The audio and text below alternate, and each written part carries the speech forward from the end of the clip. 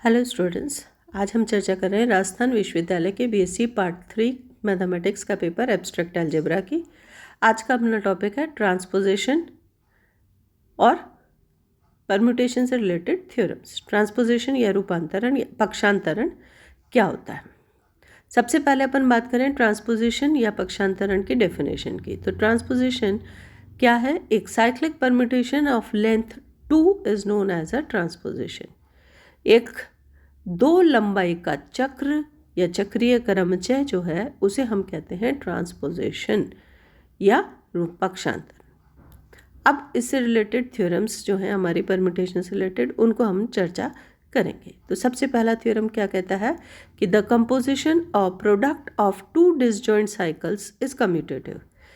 पिछली क्लास में अपन ने साइकिल्स या साइक्लिक परम्यूटेशन की बात की थी, जिसे कि हम एक सिंगल रो नोटेशन में भी लिख सकते हैं। अब ये कह रहा है कि कंपोजिशन या product of two disjoint cycles, दो आपके डिसजॉइंट साइक्लिक परम्यूटेशंस जो हैं उनका प्रोडक्ट या कंपोजिट गुणन वो आपका कम्यूटेटिव या क्रम विनिमय होता है। कैसे सिद्ध कर सकते हैं? तो इसके लिए हमें क्या प्रूव करना होगा कि अगर एफ और जी दो साइक्लिक परम्यूटेशन है तो F G is equal to ji F. तो देखिए इसको हम क्या से प्रूव कर रहे हैं कि हमने मान लिया कि एफ और जी कोई दो डिसजॉइंट साइकिल्स हैं। डिसजॉइंट साइकिल्स यानी कि उसमें कोई दो जो है एलिमेंट्स कॉमन नहीं है। Then for any element X we have if F X does not belong to X then F ji X will be equal to X. अगर एफ एक्स जो है ये एक्स के बराबर नहीं है तो जी एक्स एक्स के बराबर होगा। इसका मतलब एफ जी एक्स किसके बराबर हो गया? जी एक्स, क्योंकि एक्स के बराबर है तो F ji x is equal to F, और जी एक्स की जगह हम एक्स लिख दें तो ये हो गया F X. And G x is equal to X जो है इसी तरह से implies F x is not equal to X, then G F X will be equal to G X. अगर एक्स के बराबर है तो जी एफ एक्स के बराबर हो जाएगा। तो इक्वेशन 1 और 2 से हम क्या कंक्लूड कर रहे हैं? उसमें हम कह रहे हैं कि F G x is equal to f x या g F x is also equal to f x, यानी f ji x is equal to ji F x, और यही हमें प्रूव करना था। सिमिलरली हम कहते हैं कि अगर एफ एक्स एक्स के बराबर हो और जी एक्स एक्स के बराबर नहीं हो तो भी हम यही प्रूव करेंगे कि F G x is equal to ji F x, यानी कि product of two disjoint cycles is commutative. For example हम ले लें दो परम्यूटेशंस। मान लीजिए F1 हमने लिया 2, 3, 5 एक साइकिल, और F2 लिया हमने एक साइकिल 1, 4। ये दो डिसजॉइंट साइकिल्स हैं क्योंकि इनमें कोई भी एलिमेंट कॉमन नहीं है। तो देखिए F1 F2 हमें सिद्ध करना है F2 F1 के बराबर है, तो हम इनको एक्सपेंडेड नोटेशन में लिख सकते हैं, क्योंकि प्रोडक्ट जो है दो साइकिल्स का करना एक्सपेंडेड नोटेशन में हमने जैसे चर्चा की थी पिछली क्लास में आसान होगा। तो 2, 3, 5 को हम लिख सकते हैं। यहाँ पर क्या होगा? 1 और 4 की इमेज स्वयं होंगे, बाकी आपकी 2 की इमेज 3, 3 की इमेज 5 एंड 5 की इमेज 2। तो F1 हो गया 1, 1, 2, 3, 3, 5, 4, 4 एंड 5, 2। इसी तरह से F2 में हम क्या देखेंगे कि 2, 3 और 5 इन तीनों एलिमेंट्स की तो इमेज वे स्वयं होंगे, और 1 की 4, 4 की 1। तो अब F1 F2 अगर हम देखें इसका प्रोडक्ट क्या होगा? F1 F2 का प्रोडक्ट के लिए हमें क्या करना होगा कि ये दो परम्यूटेशंस हमने एक्सपेंडेड नोटेशन में लिख दी हैं। तो 1, 2, 3, 5, 4, 5 हमने ऊपर लिखा।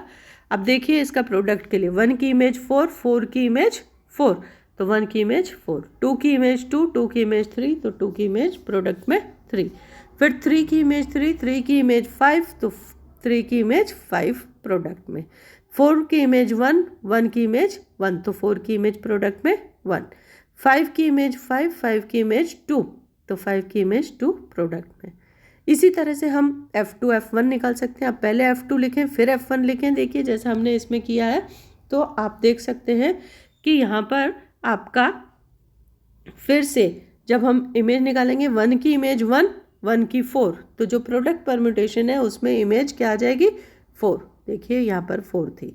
फिर इसी तरह से यहाँ पे 2 की इमेज 3, 3 की इमेज 3, तो 2 की इमेज 3, ये आपके प्रोडक्ट में। इसी तरह 3 की 5, 4 की 1 एंड 5 की 2, यानी हम पाएंगे कि F1 F2 जो है F2 F1 के बराबर है। तो जब F1 और F2 दो डिसजॉइंट साइकिल्स थी। हमने प्रूव किया कि इनका प्रोडक्ट जो है वो कम्यूटेटिव है। इसके बाद हम बात करते हैं नेक्स्ट थ्योरम की। तो ये कहता है कि every permutation can be expressed as a composite of disjoint cycles. Important theorem है। क्या कह रहे हैं कि प्रत्येक क्रमचय एक्सप्रेस किया जा सकता है को हम कैसे लिख सकते हैं, डिसजॉइंट साइकिल्स के कंपोजिट, डिसजॉइंट असंयुक्त चक्रों के गुणन या आपके कंपोजिट के रूप में। तो इसे कैसे प्रूव करें कि कोई भी परम्यूटेशन लें हम, उसको हम एक्सप्रेस कर सकते हैं किस तरह से, composite of disjoint cycles, cyclic permutations के कंपोजिट के रूप में। तो देखिए इस थ्योरम में हमें क्या प्रूव करना है कि कोई भी परम्यूटेशन उसको हम डिसजॉइंट साइकिल्स के कंपोजिट या प्रोडक्ट के रूप में लिख रहे हैं। तो इस थ्योरम को हम प्रूव करेंगे मैथमेटिकल इंडक्शन से। तो मान लीजिए S एक सेट है जिसमें n एलिमेंट्स की संख्या है। तो Sn जो होगा आपके n फैक्टोरियल परम्यूटेशंस उस पर डिफाइन होंगे। If n is equal to 1 तब तो आपका थ्योरम में हमें कुछ प्रूव करने को ही नहीं रहता, क्योंकि अगर n एक ही एलिमेंट है तो उसको आप कैसे भी लिखेंगे वो साइक्लिक परम्यूटेशन ही होगा। तो अब हम इसके लिए मान लेते हैं कि जो n है वो एक से अधिक है। तो let the theorem is true for m is less than n।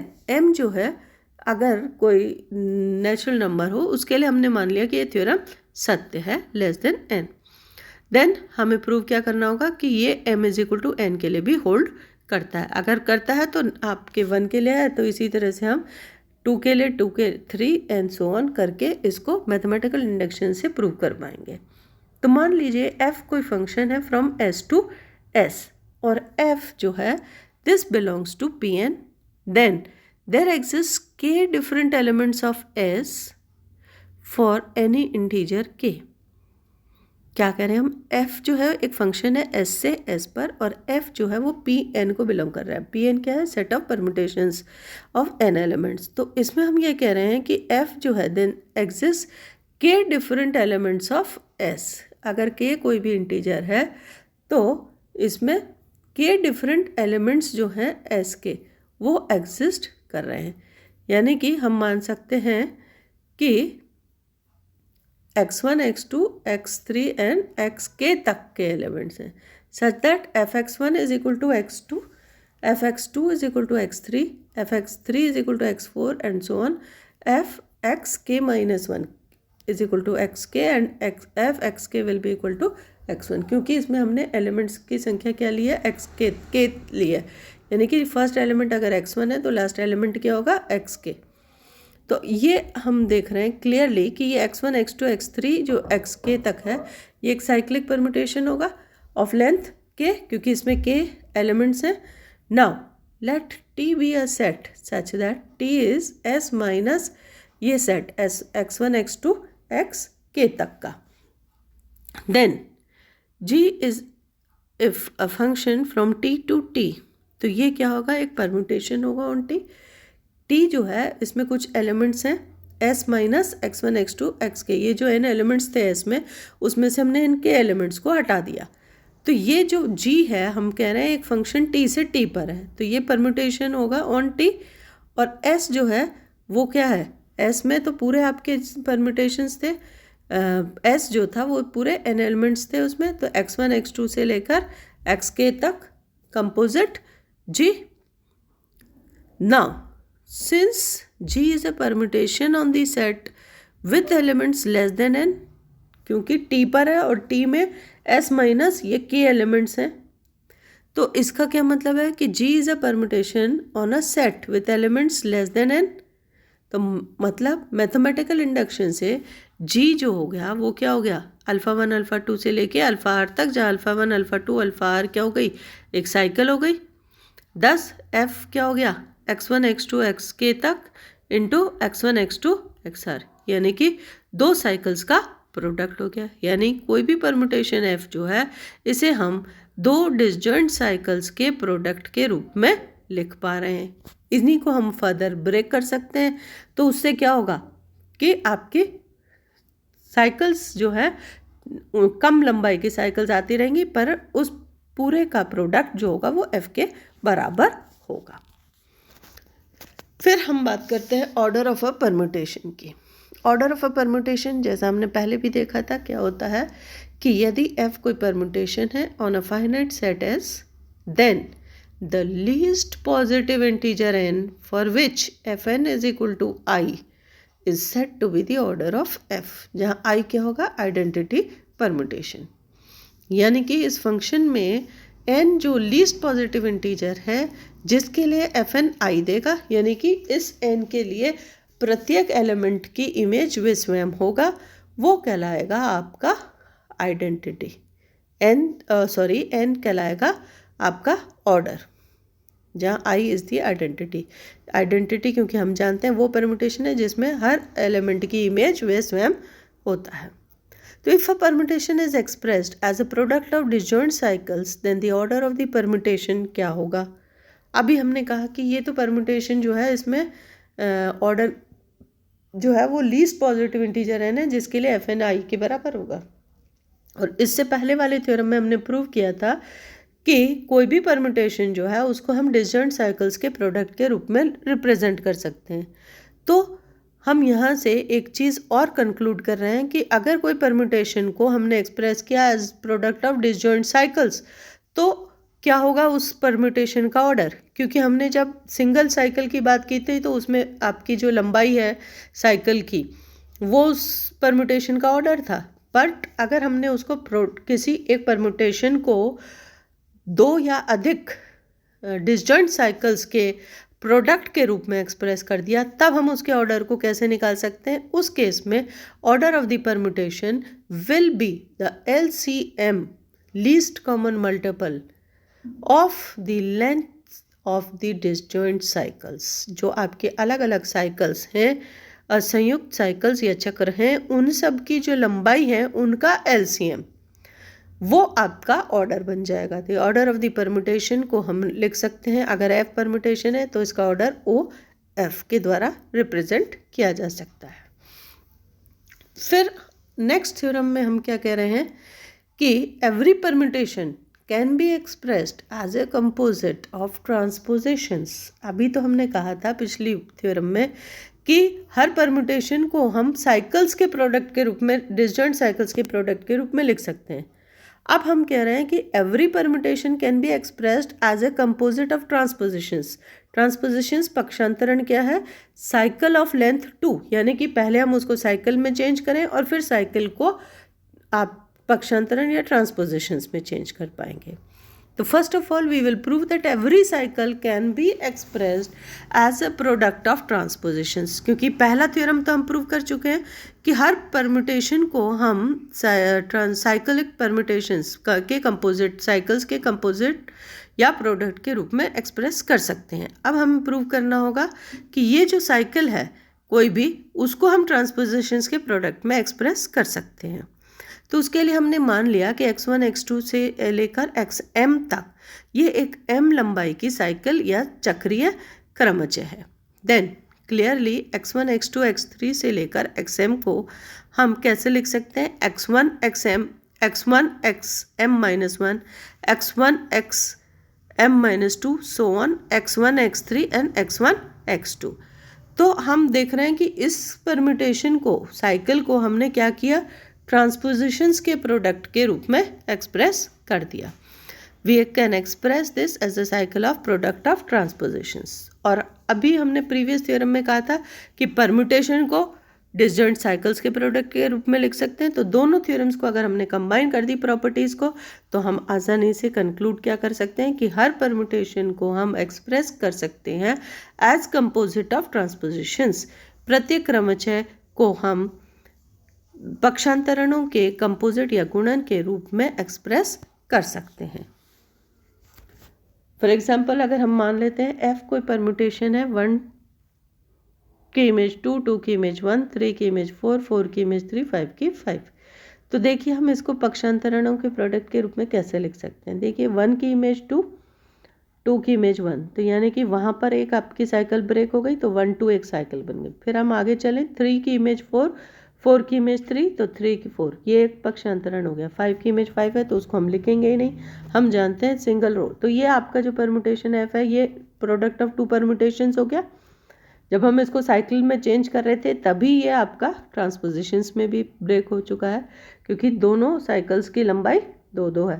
तो ये आपका एफ जो है प्रोडक्ट ऑफ 2 ट्रांसपोजिशंस हो गया।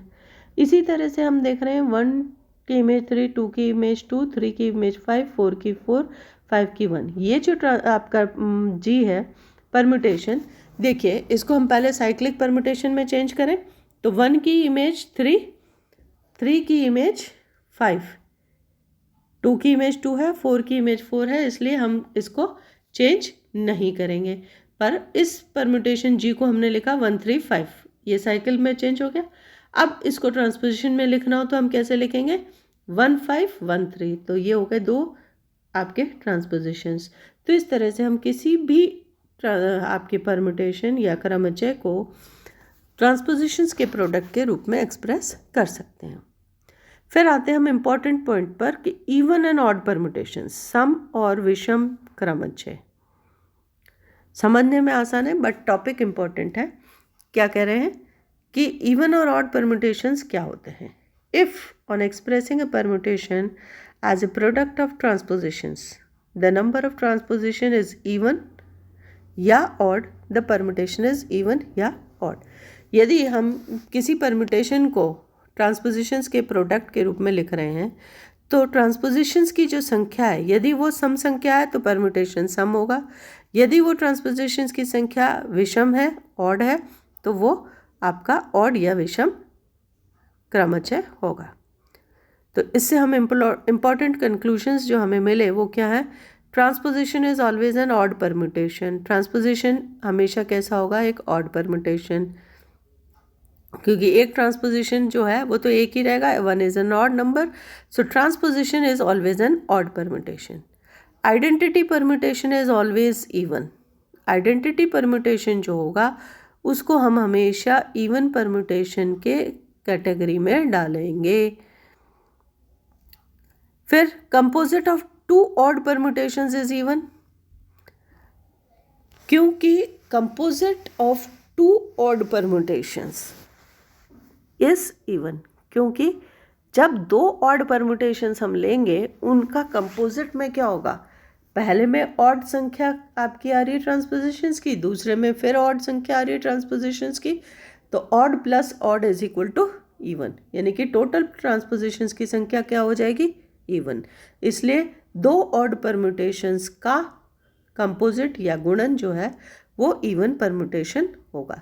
इसी तरह से composite of 2 even permutations is also even, क्यों, क्योंकि 2 अगर आपके सम क्रमचय हैं तो उनका ट्रांसपोजिशंस की संख्या दोनों में सम है, तो sum plus sum, even plus even is even, इसलिए कंपोजिट 2 इवन परम्यूटेशंस का भी इवन होगा, यानी कंपोजिट ऑफ 2 ऑड या 2 इवन परम्यूटेशन होगा। जबकि एक ऑड और एक इवन परम्यूटेशन का कंपोजिट वो हमेशा ऑड होगा, क्यों, क्योंकि हम जानते हैं odd plus even is always odd. फिर if a cycle is of length n where n is even then it will be an odd permutation। आपका जो साइकिल है उसकी लंबाई अगर n है, n इवन है, तो परम्यूटेशन ऑड होगा, और अगर n ऑड है तो परम्यूटेशन इवन होगा। Cycle of odd length will be even, यानी कि यहाँ पर लेंथ और इवन ऑड जो है, अगर लेंथ इवन है तो परम्यूटेशन ऑड है, लेंथ ऑड है तो परम्यूटेशन इवन होगा। हम देख सकते हैं जैसे F1 मान लीजिए हमने एक परम्यूटेशन लिया यहाँ पर ABCD पर डिफाइन किया हुआ, तो यहाँ पर हम इसको चेक करें कि ये इवन है कि ऑड है। तो पहले क्या करना होगा, इस ABCD परम्यूटेशन को हमें चेंज करना होगा साइक्लिक परम्यूटेशन में। तो इसको हम लिख सकते हैं कैसे, F1 इज A की इमेज B की इमेज C की इमेज D की इमेज A। तो F1 हो गया ABCD। अब ये एक साइकिल हो गया, इसको हमें ट्रांसपोजिशंस में चेंज करना होगा, तो AD AC AB, तो ये आपका ट्रांसपोजिशंस में चेंज हो गया। और आप देख रहे हैं कि इस परम्यूटेशन F1 को हमने 3 ट्रांसपोजिशंस के प्रोडक्ट के रूप में एक्सप्रेस किया। 3 इज़ एन ऑड नंबर, तो ये क्या हो गया, ऑड परम्यूटेशन। इसी तरह से आपका जो F2 आ रहा है, F2 देखिए, F2 आपने लिया, F2 1 2 3 4 5 6, तो इसमें हम देख रहे हैं अगर इसको साइकिल में चेंज करेंगे तो 1 की इमेज 2, 2 की इमेज 3, 3 की इमेज 1, ये हो गया F2 1 2 3 एंड देन 4 5, 6 की इमेज 6, तो 4 5 1 2 3 एंड 4 5, तो एक तो ट्रांसपोजिशन है ही 4 5, दूसरा जो साइकिल है 3 लंबाई की उसको फिर चेंज करेंगे तो 1 3 1 2, ये हो गया। यानी कि टोटल आपकी जो ये आ गई हैं ट्रांसपोजिशंस की संख्या वो हो गई 3, फिर से ऑड, तो F2 भी क्या हो गया, एक ऑड परम्यूटेशन हो गया। अब आते हैं हम इसके इम्पॉर्टेंट थ्योरम पर।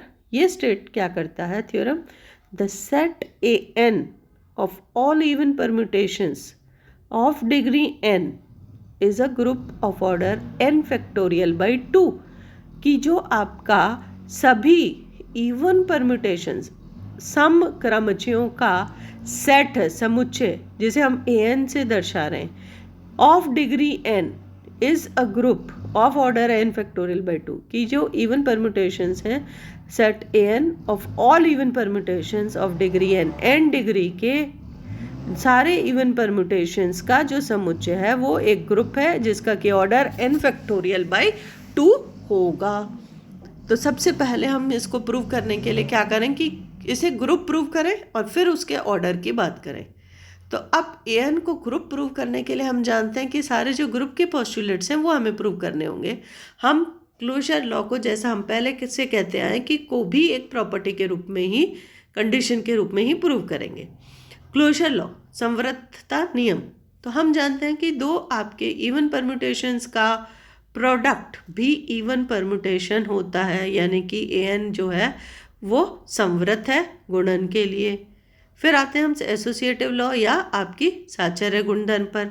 तो हम जानते हैं ये दो आपके फंक्शंस जो है उसका प्रोडक्ट, क्योंकि परम्यूटेशन क्या है, फंक्शंस हैं, बाइजेक्शंस हैं, तो दो आपके बाइजेक्शंस या फंक्शंस का प्रोडक्ट क्योंकि एसोसिएटिव होता है इसलिए एसोसिएटिव लॉ an में भी होल्ड करेगी।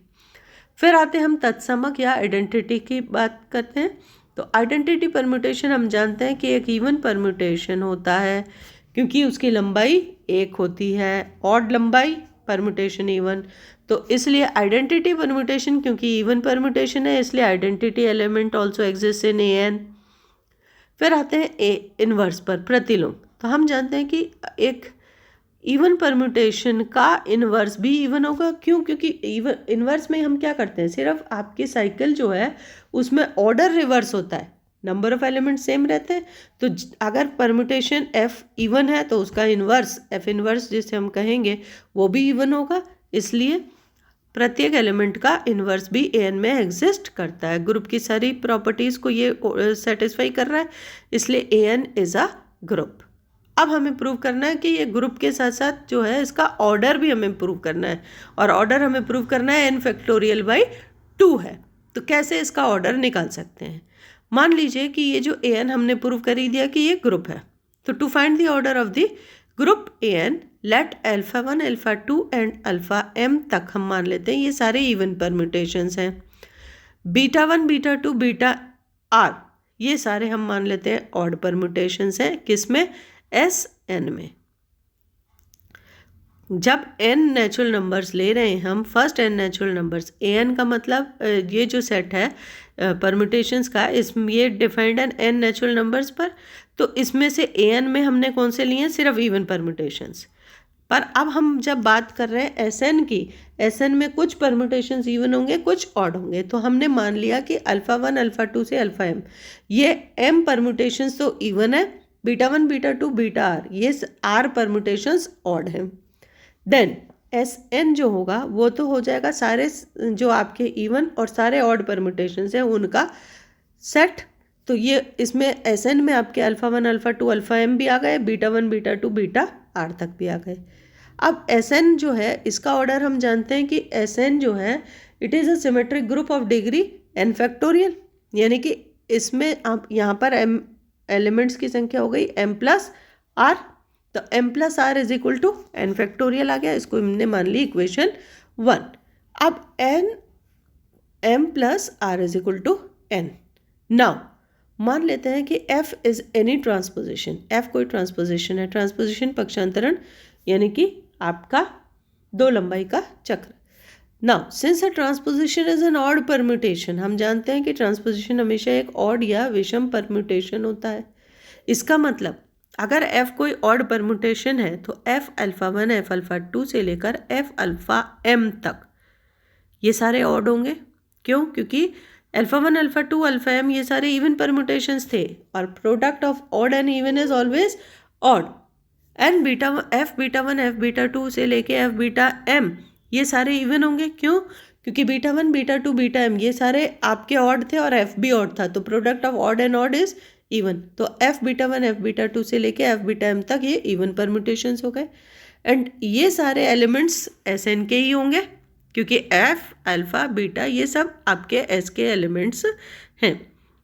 But f alpha I is not equal to f beta I j for any i। f alpha is not equal to f beta I, sorry. क्यों? क्योंकि हम ये जानते हैं कि एक ऑड परम्यूटेशन कभी भी इवन नहीं हो सकता, इवन परम्यूटेशन ऑड नहीं हो सकता। इवन इवन रहेगा, ऑड ऑड रहेगा, दोनों डिफरेंट होंगे। इसका मतलब कि f alpha I is not equal to f beta I and इसी तरह से f alpha I is not equal to f alpha j, यानी कि अल्फा f अल्फा I जो है इस, क्योंकि अगर ये f अल्फा j के बराबर हो गया तो क्या आ जाएगा, alpha I is equal to alpha j, यानी कि दो जो आपने शुरू में इवन परम्यूटेशंस माने थे वो सेम है। तो I is equal to j तो संख्या कम हो जाएगी, तो विच इज़ नॉट पॉसिबल। इसलिए f beta I is not equal to f beta j if I is not equal to j similarly. तो अब क्योंकि हम ये कह रहे हैं कि f alpha 1 f alpha 2 f alpha m ये सारे डिस्टिंक्ट परम्यूटेशंस हैं, ये सारे ऑड परम्यूटेशंस हैं and total number of odd permutations हमने शुरू में ही माने थे r है। इसका मतलब क्या हो गया, m is equal to less than r, इसको हमने मान ली इक्वेशन 2।